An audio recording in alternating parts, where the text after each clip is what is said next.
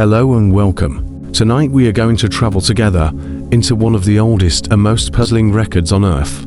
We will move slowly, as though we are walking across ancient stone floors, worn smooth by thousands of years of footsteps. This is a space for curiosity, for reflection, for quiet wonder. Wherever you are listening from, I invite you to settle in. Perhaps it is night where you are, or the dim stillness before dawn. Let the world slow down around you for a while, as we explore the traces of time that reach far beyond our familiar histories. Our story begins with a tablet, small, unassuming, baked clay with rows of wedge-shaped marks impressed upon it. This is the script of the Sumerians, the first known writing system in human history. On this tablet is a list. At first glance, it looks like a record of rulers, something many ancient cultures kept. But as we read further, something astonishing appears. The list claims that kings ruled not for decades or centuries, but for thousands upon thousands of years. Taken together, the earliest rulers are said to have governed for 241,200 years before what the text calls the Great Flood. This document is known as the Sumerian King List. Its numbers defy our understanding. Its timeline stretches so far back it feels as though it belongs to another reality entirely. And yet, it was written, copied, and preserved by human hands. It is not a modern fabrication, but a genuine ancient record. Before we move deeper into this puzzle, I want to take a moment to invite you to support this quiet channel if you feel called to. If you find these long explorations soothing or intriguing, consider subscribing or gently tapping like, and if you wish, share in the comments where in the world you are listening from and what time of day or night it is for you. It is a simple way for all of us to see how far these quiet questions travel. Now, let us return to Mesopotamia, the land between the Tigris and Euphrates rivers. It was here that writing emerged, agriculture flourished, and cities rose from the mud-brick earth. But alongside these very human achievements, myths and memories were written down as well. The King List straddles both worlds. Its earliest entries are not like ordinary chronicles. They feel mythic. The reigns of these first rulers are impossibly long. They are described as kings before the flood, a phrase that resonates with stories found in other ancient cultures. Stories of a great deluge that reset the world. The list does something curious after the flood. It shifts.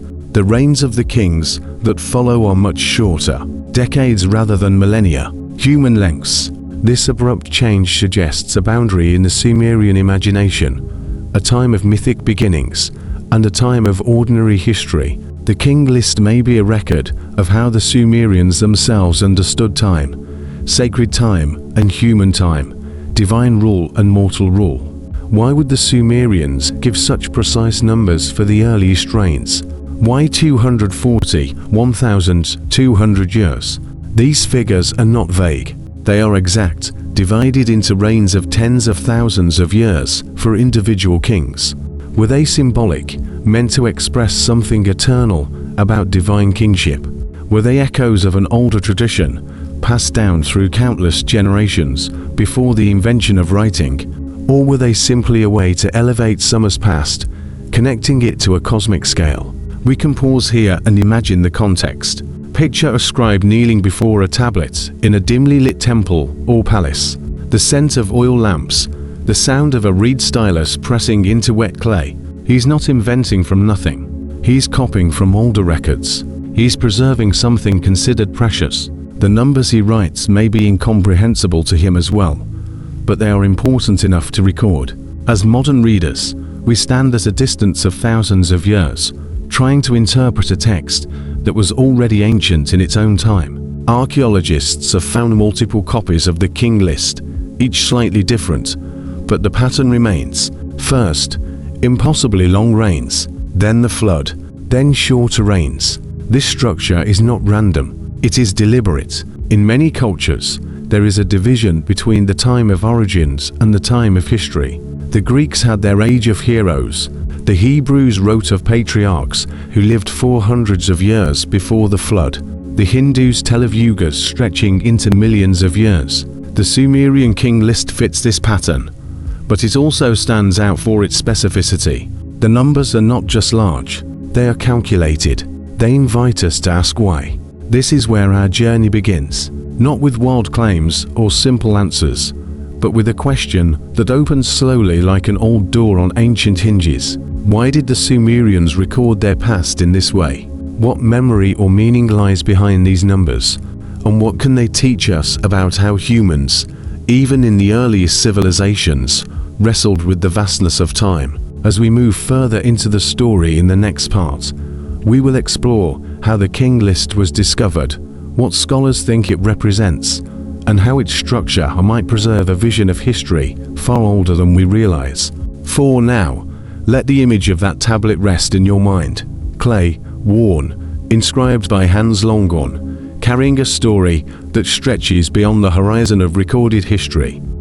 The clay tablet was not merely a list, it was a lens through which the Sumerians viewed time, memory, and the rise and fall of human and possibly pre-human civilizations. Every name etched in those rows, every number painstakingly calculated, was more than a record. It was an attempt to anchor meaning in a world both familiar and vast, a way to hold on to continuity in the face of change. The earliest kings, ruling for tens of thousands of years, are almost unimaginable to us now, yet in their narrative, the impossible reigns were a measure of stability, a reassurance that order existed even before floods and cataclysms had reshaped the earth. As the centuries passed, the recorders of these kings' reigns must have felt the weight of these numbers. They were not just chroniclers, they were custodians of memory. To copy these texts was to participate in an ancient ritual of preservation. Each line, each wedge-shaped mark pressed into soft clay, was a gesture against oblivion. The fact that the list survived at all is remarkable. Clay tablets are fragile. Fires, floods, the slow grinding of earth over millennia could have erased them entirely. Yet here they are, speaking across time, inviting us to peer into a perspective that predates written history as we know it. It is easy to dismiss these long reigns as myth, as poetic exaggeration, but there is a rhythm to them, a structure that suggests more than fanciful storytelling. The Sumerians were meticulous observers. Their cities, their irrigation networks, their astronomical records, their calendars, all of these show a mind attuned to precision. Perhaps, then, these impossible lengths of reign are not random. Perhaps they encode something deeper, some understanding of cycles, generations, or even cosmic events that humans of that age experience differently than we do now. Imagine, for a moment, a world in which time itself felt elastic, where centuries could be measured not in human lifespans, but in the unfolding of rivers, the slow rise and fall of mountains, the shifting of the heavens. The king list, in this light, becomes less a literal ledger and more a meditation on endurance, survival, and the memory of existence itself. It speaks of a world where rulers were more than mere humans, where authority was linked to something enduring, something intertwined with the land, the water, and the stars above. When we consider the flood that appears in the text, we begin to see why these ancient Sumerians might have felt compelled to divide history into before and after. The flood is described not only as a cataclysm, but as a turning point, a divider of eras. It is a memory embedded in myth, a narrative pivot that marks the transition from the unimaginable reigns of early kings to the more mortal rule of those who followed. This motif is echoed elsewhere, in cultures separated by continents and millennia. Perhaps there is something universal in the human need to place a reset point within the timeline of existence, a moment when the old order ends and a new one begins. Even today, the story evokes a kind of awe.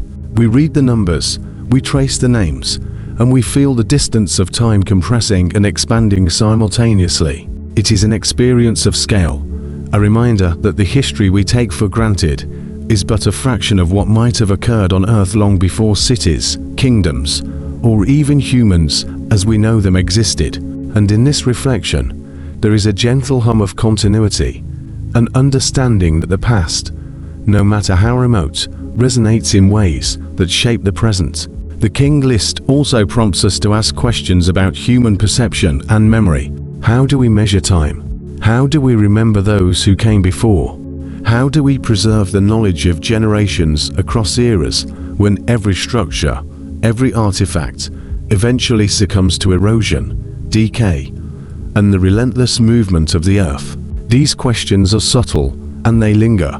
They invite the mind to wander slowly, to consider not just the facts of the Sumerian record, but the implications it carries for how any civilization might attempt to document itself. In tracing the lineage of these early rulers, we can also see glimpses of the values the Sumerians held dear. Kingship was not merely administrative, it was sacred, intertwined with cosmic order. The longevity attributed to these kings may reflect the belief that leadership, at its best, aligns with enduring principles, harmonizing with forces far greater than any individual or generation. To rule for tens of thousands of years in their narrative was perhaps less about literal time and more about embodying constancy, wisdom, and resilience across ages. Even with our modern understanding of history, archaeology, and geology, there are moments when the king list challenges our assumptions. It reminds us that human experience is broader than the span of a single lifetime. It invites humility, a recognition that what we know is always framed by what has survived, and by the interpretations we make of fragments from the past. And it whispers that some forms of knowledge, though ancient and encoded in ways we struggle to decode, have endured despite the passage of time, much like the rivers that carve valleys or the stars that wheel overhead, marking the slow, inevitable movement of ages. As we contemplate these ideas, it is worth considering the Sumerians' broader world. The cities of Uruk, Ur, and Eridu were marvels of planning and labor. Temples rose to touch the sky, canals carried water to parched lands, and scribes recorded the rhythms of both earthly and celestial events. These accomplishments existed alongside the king list, reinforcing a worldview in which human society was both grounded and aspirational. Civilization was an interplay of tangible achievements and the attempt to situate humanity within the vast expanse of time. The king list is part of that same attempt, a bridge between observation and imagination, between the measurable and the ineffable. And so, the tablet endures, not because it proves the literal truth of impossible reigns, but because it invites reflection. It asks us to consider scale, continuity, and memory. It encourages the listener to feel the weight of time differently, to allow a sense of wonder to coexist with rational understanding. In its quiet way, it teaches that history is not only what happened, but also how it is remembered, structured, and contemplated across generations. Every name on that list is a whisper from a past, so distant it almost feels like another world. Yet through those whispers, we can hear the faint echo of human curiosity, the same curiosity that drives us now to explore, to ask, and to wonder about the nature of existence. These ancient scribes, writing with their reed stylus on soft clay, connected with something eternal, an effort to anchor themselves and their culture against the eroding tide of time. In tracing the timeline from the earliest rulers to the post-flood kings, one begins to sense the rhythm of continuity and change. Even as empires rose and fell, even as cities were abandoned and landscapes transformed, the act of recording these reigns was a defiance of oblivion. The king list stands as both record and meditation, a testament to the human desire to remember, to connect, and to understand our place within the flow of history. To understand the Sumerian king list more fully, one must set aside the impulse to read it as simple history. Instead, it is better approached as a framework of memory. Each reign, no matter how extraordinary the length, forms part of a larger vision. The numbers are immense, but the message is subtler. They reflect a cosmos in which order, lineage, and continuity outweighed precision in the way we think of it today. The earliest entries, where rulers reigned for tens of thousands of years, evoke more than mere kingship. They imply an era when authority itself seemed inseparable from the fabric of creation. These rulers were not just political figures. They were woven into the rhythm of the cosmos, To the Sumerians, their presence linked heaven and earth, embodying stability and continuity at a scale that transcended ordinary human lifespans. In this way, the king list does not just recount rulers, it frames existence as an unbroken chain stretching back to origins, so distant they become almost mythic. The flood divides this chain. Before it, reigns stretch into impossibility. After it, the lengths contract, settling into spans closer to human experience. This division is telling. It reveals a worldview in which time itself was segmented into epochs. There was the time of origins, vast and immeasurable, followed by the time of human civilization, structured, finite, and subject to decline. The flood is not simply a catastrophe, it is a boundary, a marker that separates worlds. Archaeologists who encounter the king list do not read it in isolation. They place it against the backdrop of Mesopotamian culture. This was a civilization deeply invested in recording detail. Their clay tablets documented laws, trade agreements, hymns, astronomical observations, and stories that still speak to us across thousands of years. In such a context, the king list becomes a kind of mirror. It reflects both the practical urge to record and the spiritual urge to make sense of time itself. If we step back and consider why such a list mattered, the answer lies in survival. To preserve memory was to resist erasure. Floods, invasions, famines, and the simple erosion of time threatened to wipe away every trace of their existence. Writing became their defense. Every wedge-shaped mark pressed into clay was a declaration that what happened would not be forgotten. In this light, the king list becomes a monument not of stone or brick, but of memory itself.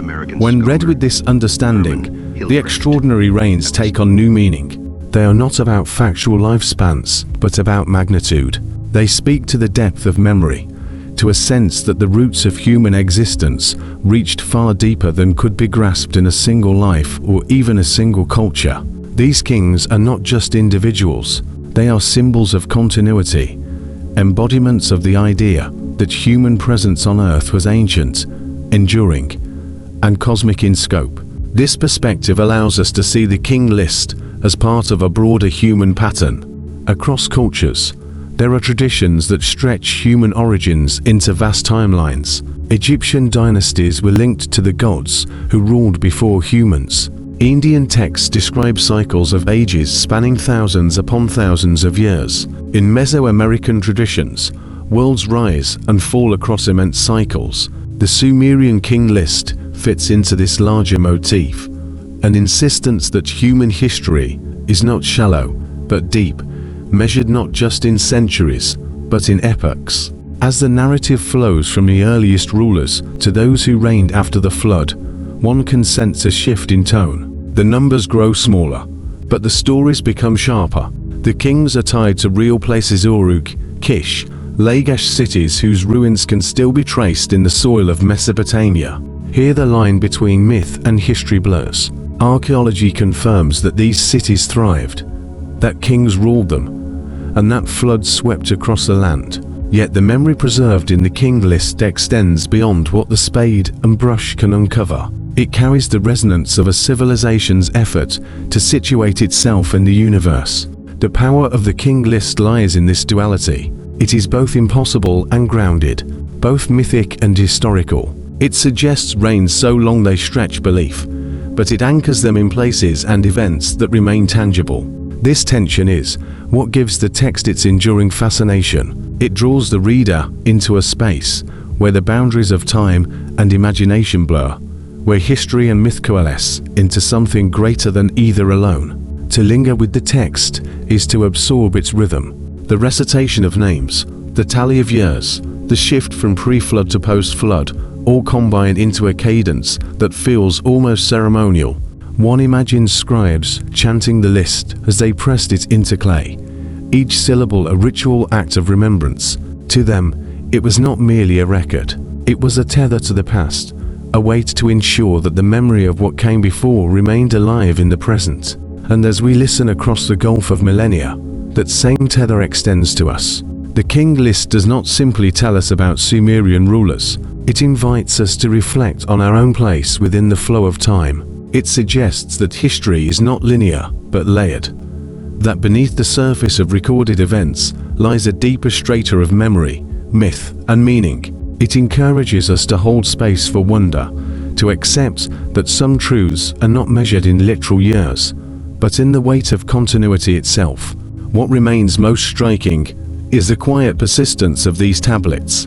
They survived because they were written on clay, hardened by time and accident into a durability few materials can match. Fires that would have destroyed parchment only baked the tablets harder. Flood waters that could wash away ink left the impressions of styluses intact. The king list survived not because it was intended to endure forever, but because clay, by its nature, resists erasure. In that survival, there is a metaphor. Human memory may falter, civilizations may collapse, but some traces, pressed into the earth, remain. In this way, the king list becomes more than a relic. It becomes a voice, one that continues to speak across ages, carrying the resonance of a culture that sought to understand itself in relation to time, to the cosmos, and to the great turning of eras. To sit with it is to step into that continuum, to feel the pull of time not as a line, but as a vast ocean in which we are all, in some small way, still adrift. If we allow ourselves to step slowly into the silence between the lines of the Sumerian king list, a pattern begins to emerge. It is not only the list of rulers that matters, but the worldview behind it.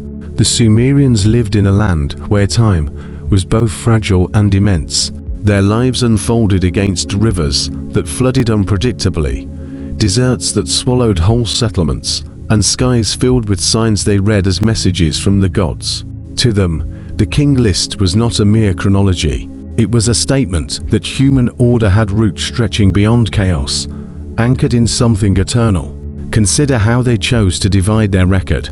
The pre-flood rulers, whose reigns lasted tens of thousands of years, were not remembered for battles, buildings, or achievements. They were remembered for endurance.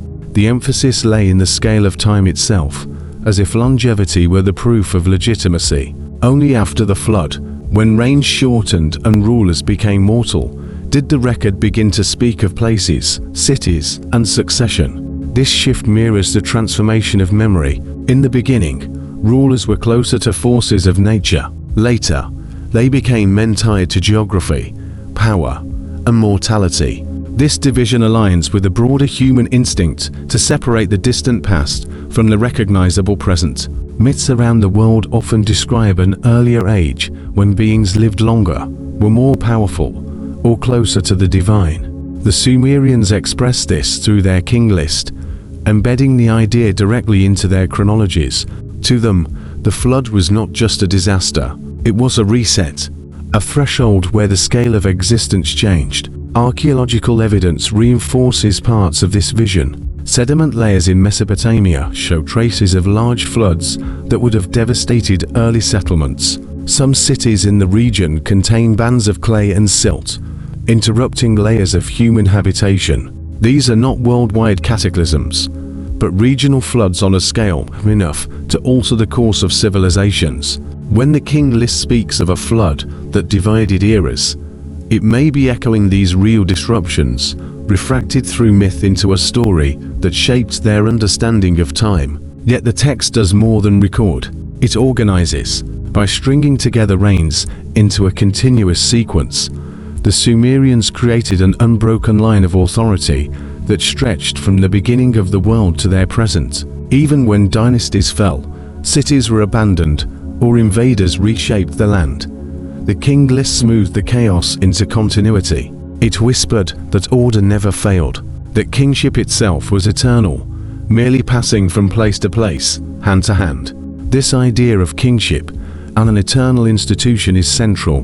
The Sumerians saw power not as a human invention, but as a gift lowered from heaven. It was not created by men, but entrusted to them. To list the rulers, then, was to trace the descent of something divine. The numbers may astonish us, but for them, it was not the figures alone that mattered. It was the reassurance that the thread had never broken. Modern scholars read the king list with careful eyes, Some see it as propaganda, crafted to legitimize certain dynasties by linking them to the ancient order. Others see it as a literary creation, a blending of myth and memory meant to give coherence to history. And yet, even within these interpretations, there is something deeper. The King List endures, not because it was flawless history, but because it captured the way humans long to see themselves, as part of a story that began long before us and will continue long after. The numbers, then, are symbols.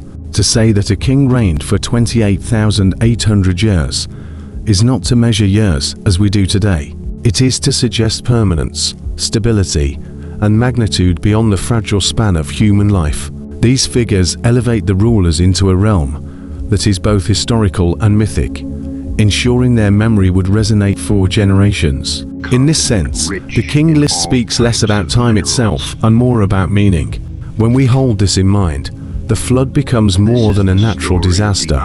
It becomes the hinge of history, the point where the mythic age gave way to the human one. Before it, rulers stood closer to gods.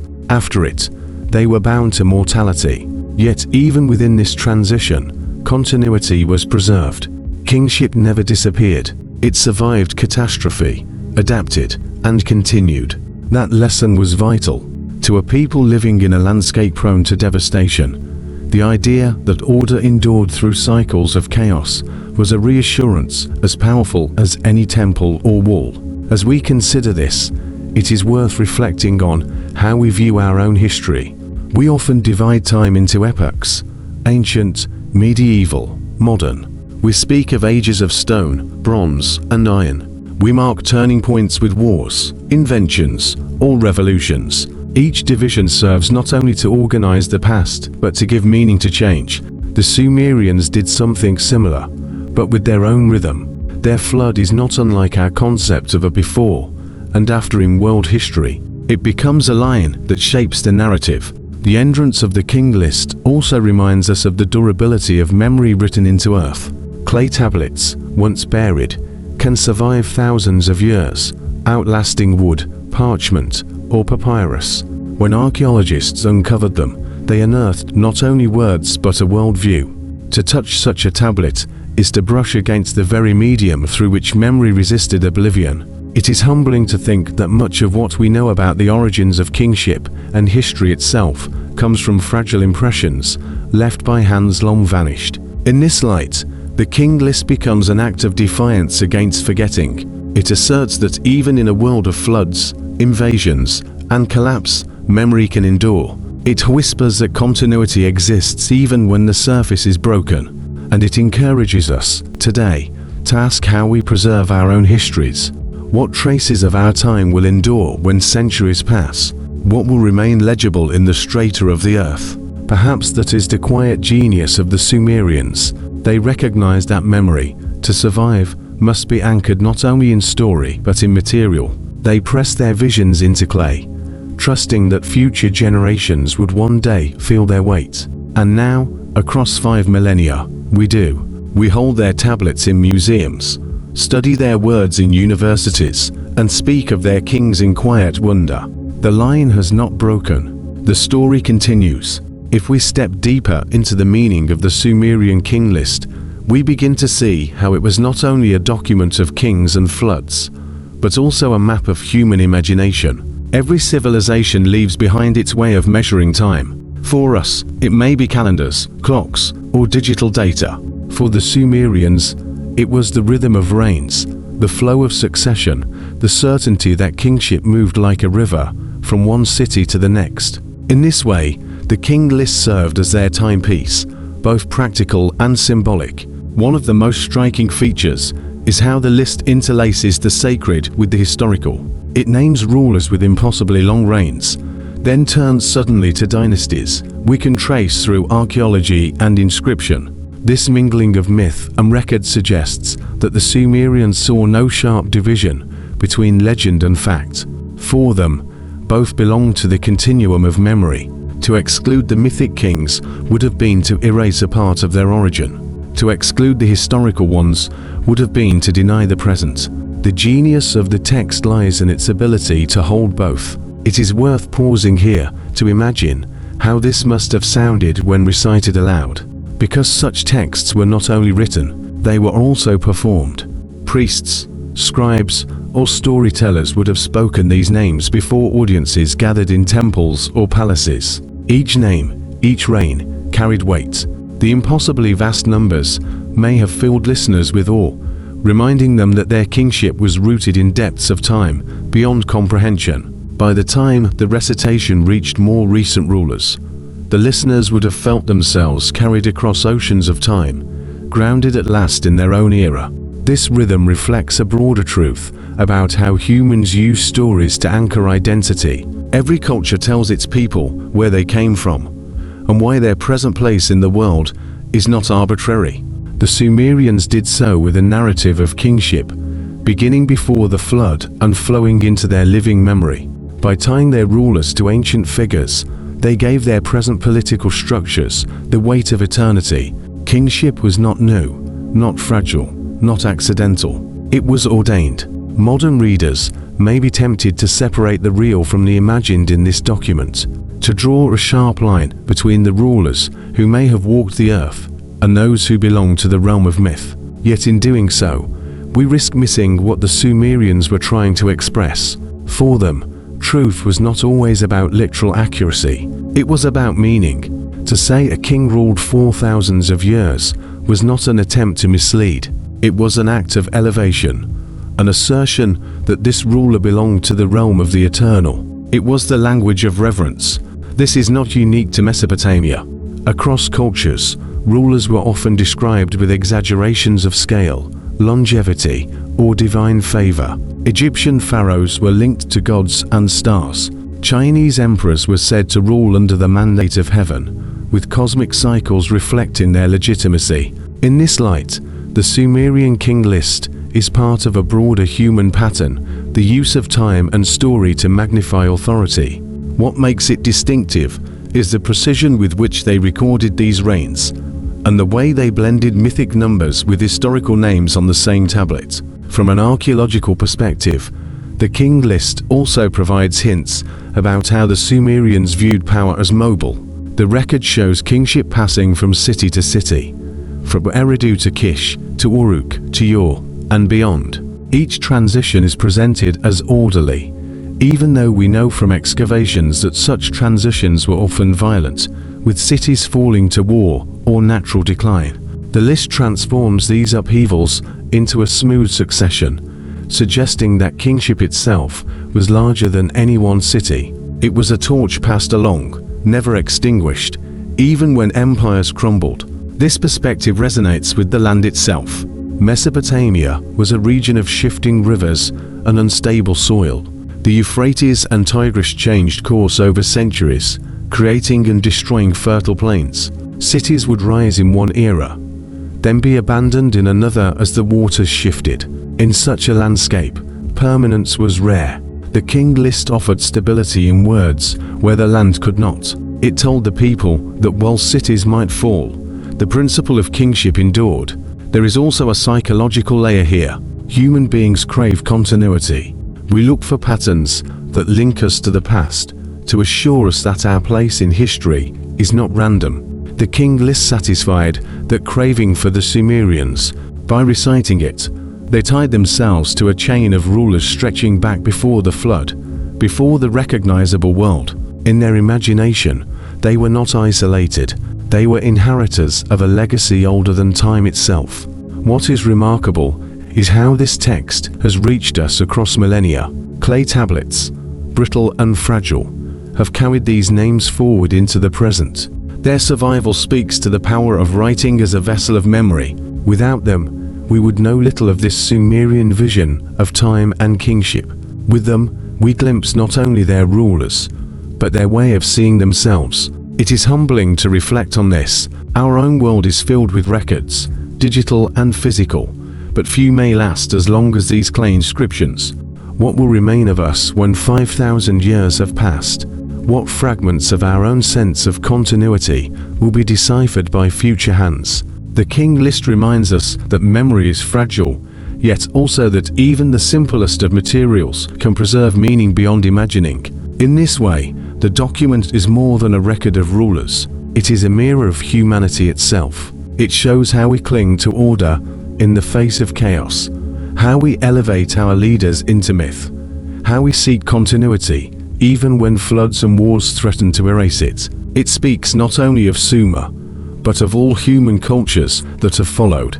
We, too, create our own king lists, though they may take other forms: genealogies, histories, timelines, or even digital archives. Each reflects the same desire: to tie the present to the past, to prevent ourselves from vanishing into the void of forgetting. The Sumerian king list, then, is not only about kings, it is about us.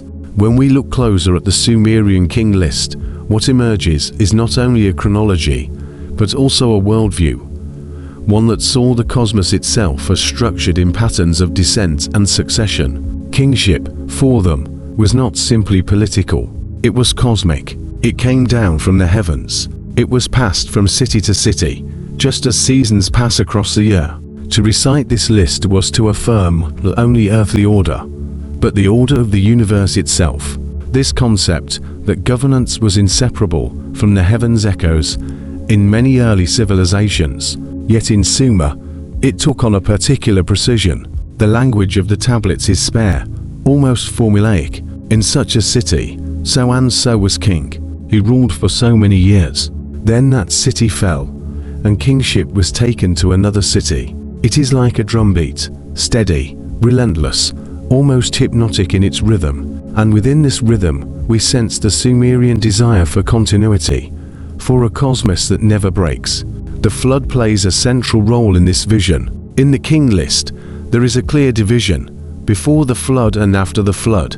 Before, reigns stretched into tens of thousands of years. After, they became shorter, though still sometimes exaggerated. This division is not only mythic but geological. Around 12,000 years ago, vast floods did reshape parts of the earth, melting glaciers pouring into the seas, rivers shifting, lands drowned. It is entirely possible that the memory of such upheavals found its way into stories that became the backbone of texts like this. To the Sumerians, the flood was not merely an event, but a boundary. It separated a time when kings were closer to the divine, when lifespan stretched beyond imagination, from the era we now inhabit, where time is measured in years, not millennia. This boundary reminds us of other cultural divisions: the Hindu cycles of yugas, the biblical separation of pre- and post-flood generations, the Mayan worlds of creation and destruction. Humanity seems drawn to the idea that time is not uniform, but divided into ages, each with its own qualities. The king list is one of the earliest surviving expressions of this way of thinking. Archaeology gives us glimpses of how such memories may have been grounded. In sites like Ur and Kish, layers of silt have been found, evidence of flooding that interrupted settlement.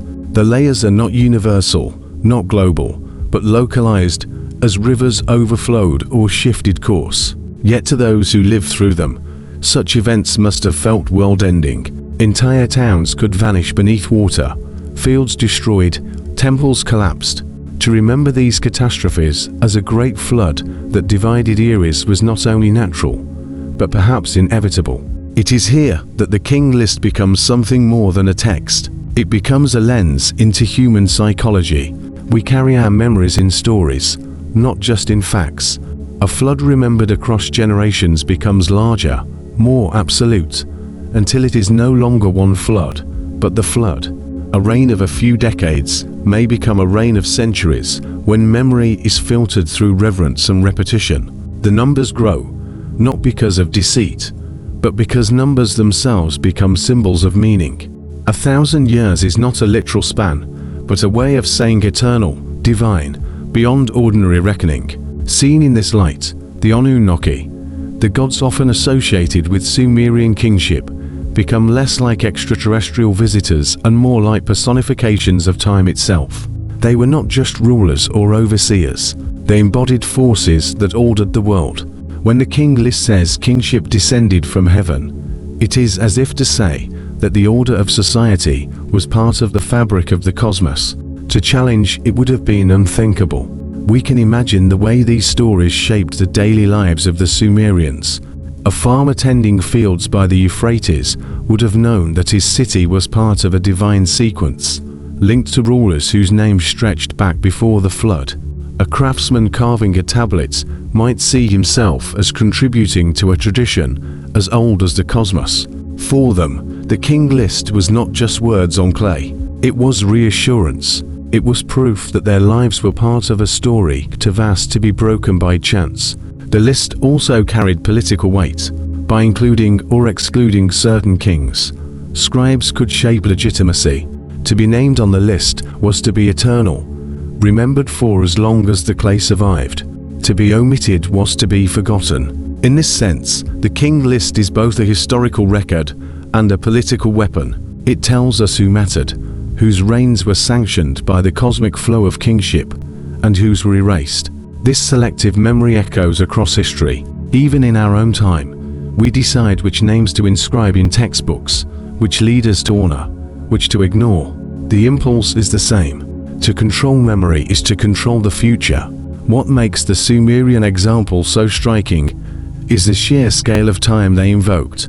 Rulers reigning for tens of thousands of years remind us that the human imagination often stretches far beyond the possible. It is as if the Sumerians wanted to root their origins in eternity itself. To say that kingship was older than rivers, older than the flood, older even than human reckoning. By giving such numbers, they lifted their civilization out of the fragile present and planted it firmly in the realm of forever. And yet, this sense of eternity coexisted with the reality of impermanence. Cities rose and fell, temples decayed, droughts came and went. The Euphrates shifted its course. The Sumerians lived with the constant knowledge of fragility. Perhaps this tension explains the power of the king list. It spoke of unbroken order in a land where nothing was permanent. It promised continuity when daily life showed only change.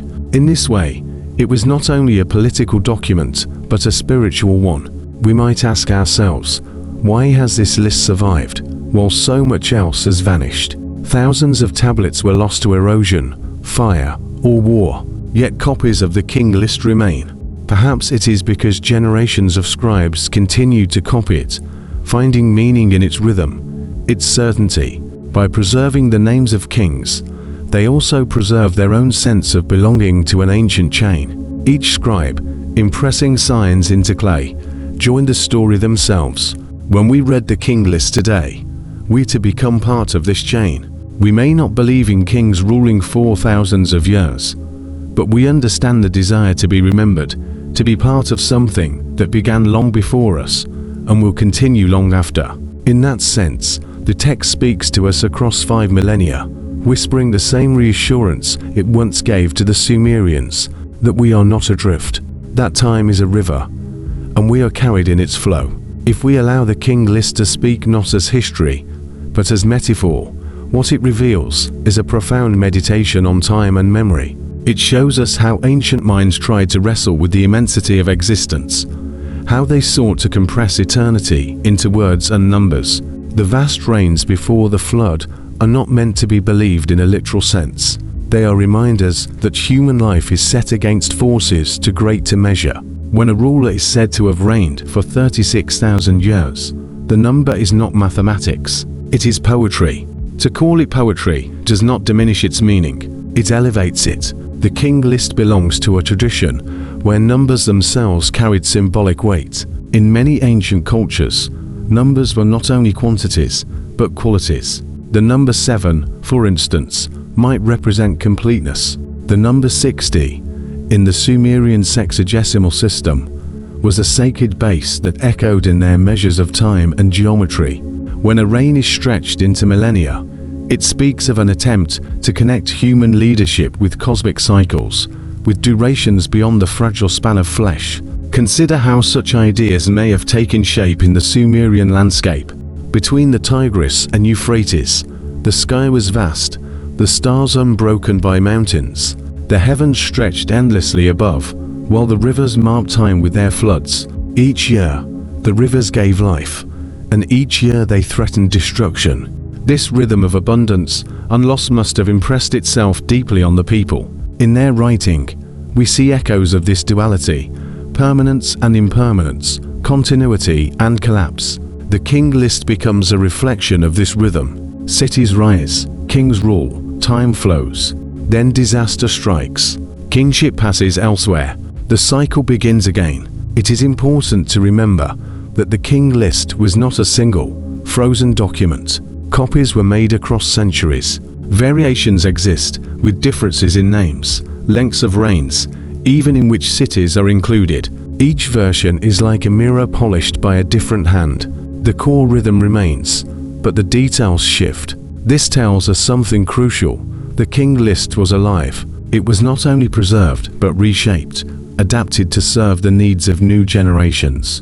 In this way, it resembles oral tradition, where stories change slightly with each retelling, yet retain their essence. Through this fluidity, the king list became a thread connecting Sumerian, Akkadian, and Babylonian cultures. Later scribes saw themselves as custodians of a lineage, not just of kings, but of memory itself. To copy the king list was to affirm continuity with the past, to claim legitimacy from a story that stretched back before the flood. It is striking to imagine a scribe in Babylon, centuries after Sumer's cities had fallen, carefully pressing stylus into clay, repeating names that had already been ancient in his time. For him, the act was not antiquarian, it was sacred. This layering of memory upon memory mirrors how we, too, interact with the past. Archaeologists sift through ruins, piecing together fragments. Historians write and rewrite narratives. Each generation interprets, adjusts, sometimes embellishes. The king list shows us that this impulse is not modern. It is timeless. We inherit not facts alone, but interpretations, and through them we make sense of who we are. The flood, that great boundary in the list, anchors this sense of inheritance. When the text says, "After the flood," it is as if it is saying, "After the world we once knew was broken." Such phrases resonate across human cultures. We to divide time into before and after. Before the war, after the revolution, before the disaster, after the recovery. The Sumerians, by placing a flood at the heart of their chronology, remind us that memory is often shaped by catastrophe. The events that tear the fabric of life become the markers by which we measure all else. And yet, the king list is not despairing. Its rhythm assures us that kingship continues, that after loss comes renewal. This oscillation between disaster and continuity is profoundly human.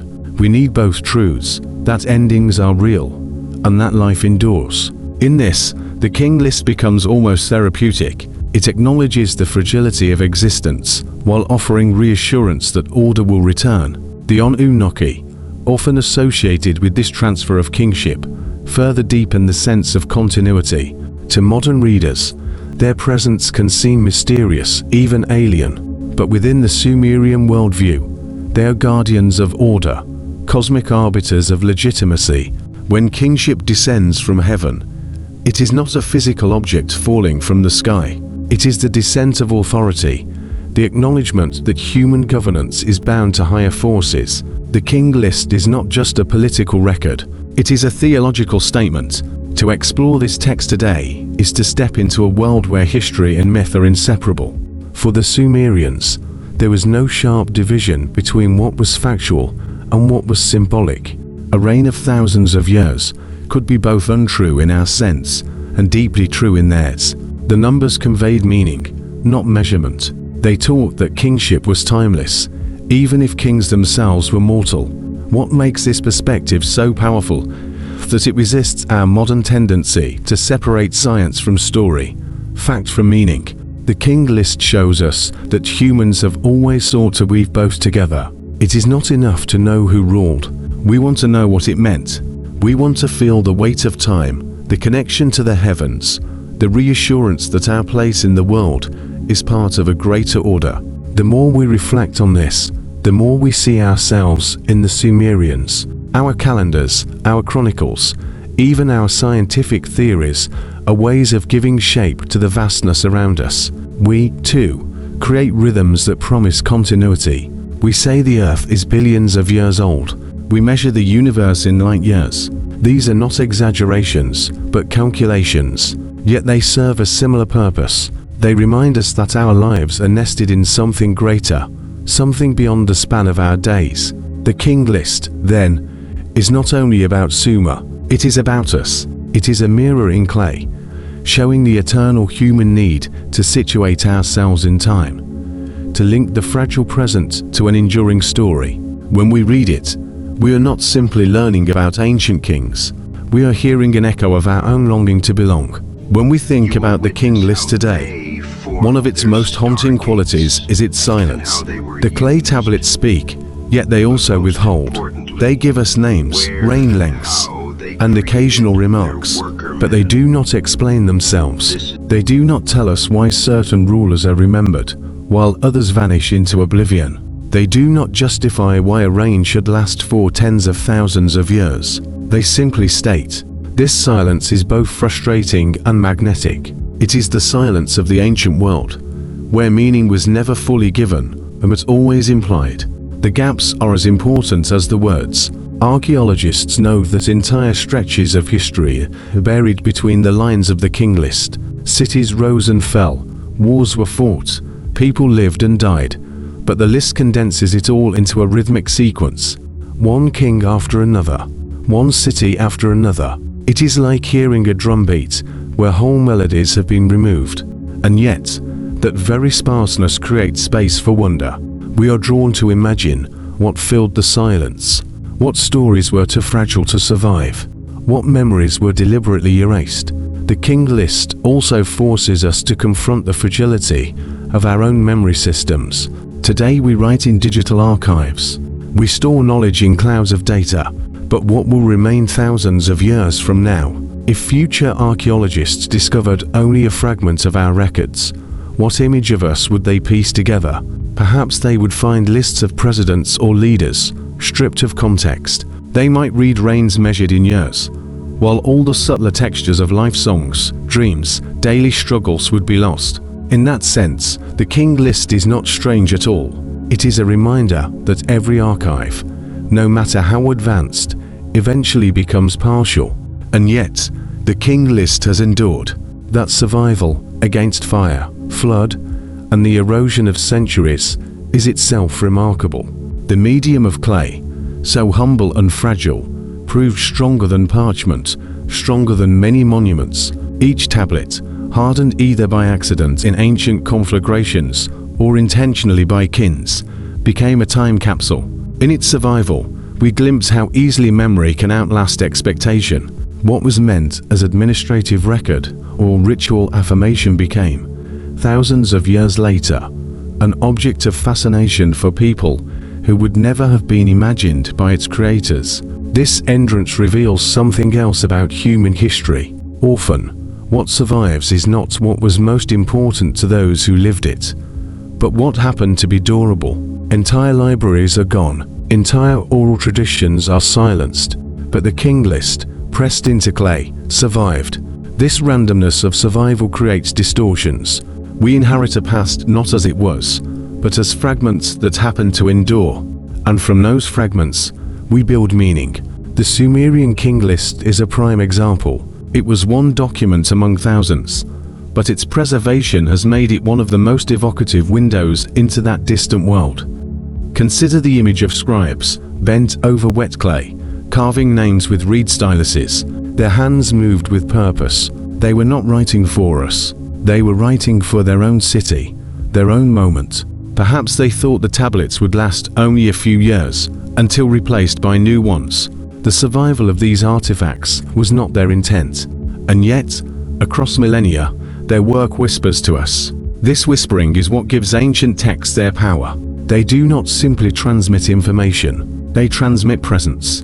We can almost feel the pressure of the stylus, the rhythm of the scribe's hand, the quiet of the room where clay was inscribed. In reflecting on this, we begin to see the King List as more than a document. It is a portal, not into literal truths about reign lengths or cosmic visitors, but into the mindset of a people who stood at the dawn of recorded history. Through its strange numbers and compressed narrative, we glimpse the birth of historical consciousness. The Sumerians were among the first to attempt to order time, to create a sequence that stretched from mythic origins to their living present. This act of ordering was itself revolutionary. It set a precedent that echoes into all later civilizations. The king list may also be read as a meditation on legitimacy. By anchoring kingship in deep antiquity and in divine decree, it gave present rulers the authority of cosmic continuity. This is not unlike how later societies traced lineages back to gods or heroes. Even today, we see echoes in how nations craft origin stories that blend myth and history. The king list reminds us that legitimacy has always required more than brute power. It requires narrative. To rule is not only to hold authority, it is to situate that authority within a story that feels timeless. At the same time, the text holds an undercurrent of humility. No king, however great, ruled forever. Even the impossibly long reigns ended. Even the cities that flourished eventually fell. This oscillation between grandeur and fragility is profoundly human. It teaches that all power is temporary. The flood divides the list not only chronologically, but symbolically. It shows that no matter how long the reign, no matter how high the city, catastrophe can erase it all. And yet, even then, kingship continues elsewhere. Life persists. This dual message of impermanence and continuity is perhaps why the king list still speaks to us. We, too, live with the awareness of fragility. Our technologies, our cities, our archives may feel permanent, yet we know they are not. The king list reassures us that we are not alone in this awareness. The Sumerians knew it too. They wrote it into their memory systems. They acknowledged both the glory and the passing.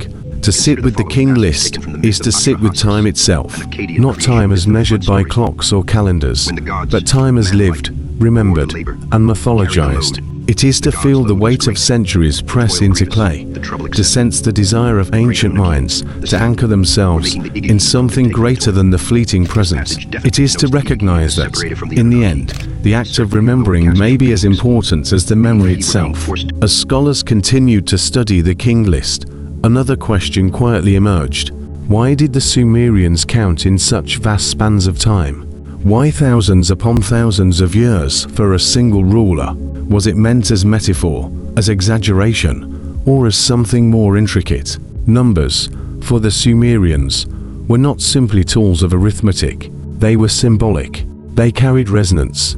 A reign of 36,000 years might not have been intended as literal, but as a statement of cosmic alignment. It suggested that the king was not merely human. He was linked to cycles far larger than ordinary life. He was a vessel of order, anchored in the turning of stars and heavens. In this light, the king list begins to look less like a ledger and more like a cosmological text. Each ruler, each city, is part of a larger rhythm, like musical notes stretched across the staff of time.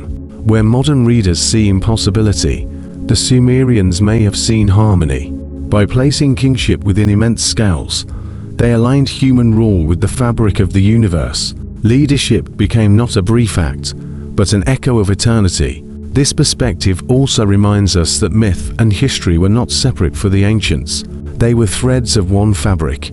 To weave a past was to draw upon both memory and imagination. What we call myth was, for them, a way of expressing truths that could not be measured by years alone. The long reigns were perhaps less about chronology and more about essence. They signaled the depth of a king's role, the magnitude of his connection to the divine. And yet, within this cosmic scale, the king list also acknowledges rupture. The flood marks a boundary.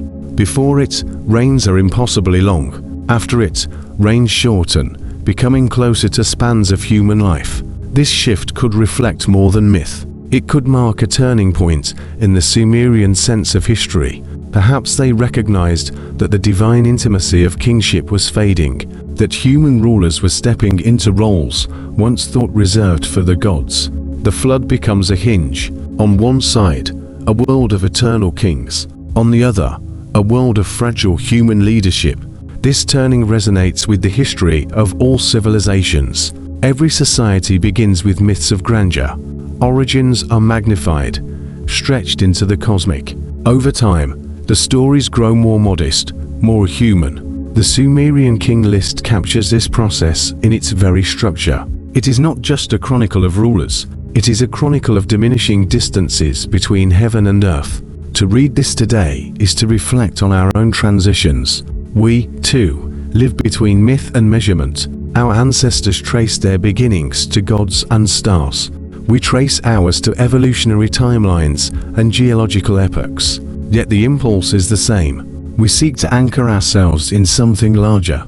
We yearn to see our fleeting moment as part of a vast unfolding. The king list reminds us that this yearning is ancient. It has traveled across millennia and changed in essence, though expressed in different forms. It also raises a quieter possibility, but perhaps the Sumerians were not so much exaggerating as speaking in a language we no longer fully understand.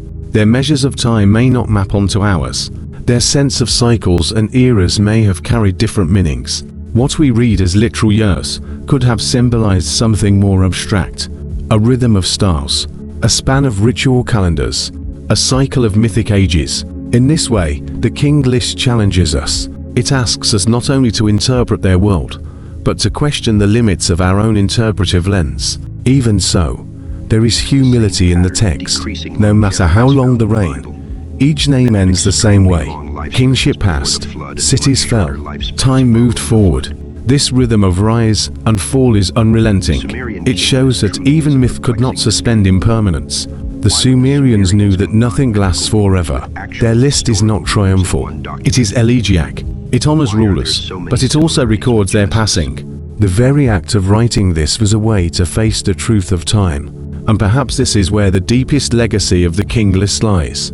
Not in the literal numbers, not in speculation about who or what the Anunnaki were, but in the human effort to preserve memory against forgetting, to inscribe clay with names that would outlast voices, to hold on to the belief that order existed within the flow of history, to insist that even after floods and collapses, continuity remained.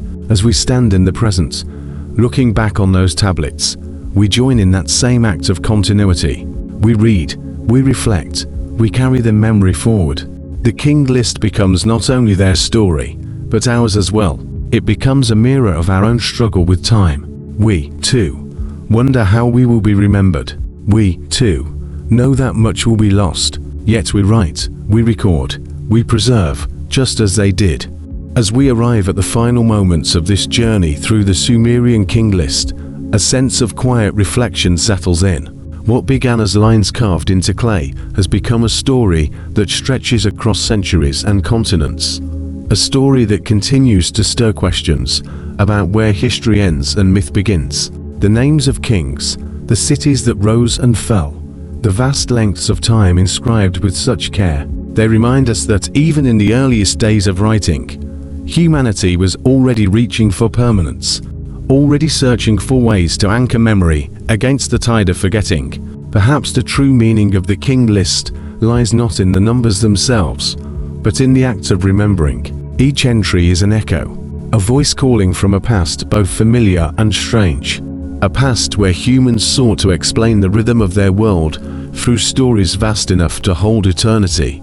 And as we listen now, thousands of years later, we share in that act of remembrance. We honor their effort to record. We honor the mysteries they left behind.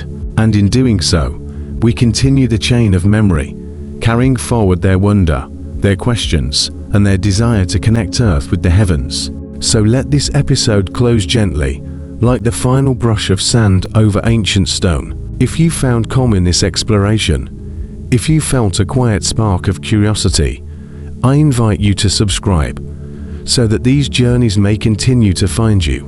And before you drift into rest, share with us in the comments where in the world you are listening from, and at what hour. These details, like the names on the tablets, become part of the larger story we are all writing together. For now, let us allow the silence of history to wrap around us. The kings have passed, the clay has endured, and we, too, will carry these fragments of memory into tomorrow. Thank you for being here. Sleep well, and good night.